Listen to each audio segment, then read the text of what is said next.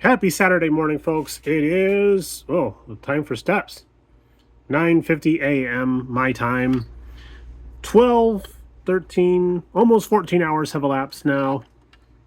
And this is all I've gotten done because things right at 8:05, Mrs. BG got home from work, and it was a bad day. So we spent the evening last night cleaning up some parts and just sitting next to her and listening to how her day had gone.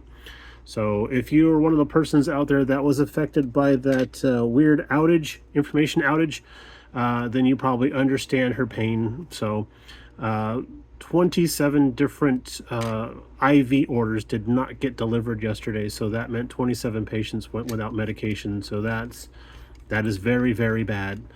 So today she had to go back into work early, and I'm telling you all this to point out the fact that I haven't got much done because I was spending time with her, helping her stay calm, and you know how it goes. So anyway, now, digressing to the thing I'm supposed to be talking about, got just about all these parts here cleaned up, and there was just a little bit of flash, but there was a lot of mold lines, so we've got a lot of the mold lines taken care of. I just have to finish the dinghy and the front suspension piece.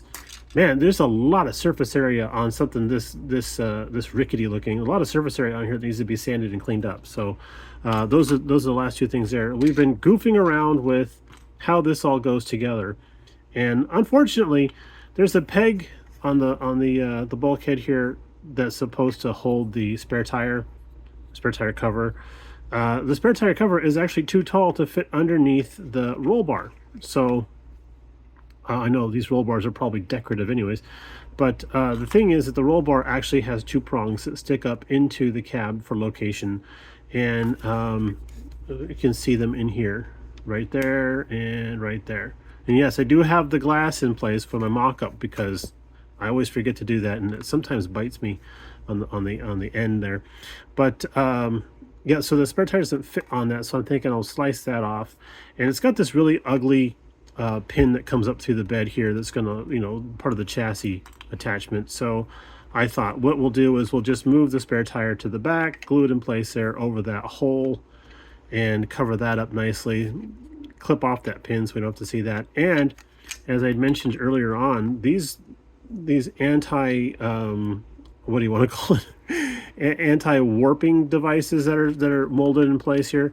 I sliced those off, and then I've been goofing with using them as like modern pickup trucks you can buy these online now, some sort of like rail system that you can move back and forth along the bed for this exact same purpose. And what's cool is if I can let go gently, there we go, nice little Jenga skill. Set this on there. I've had too much coffee. Anyway, you see where I'm going with this thing.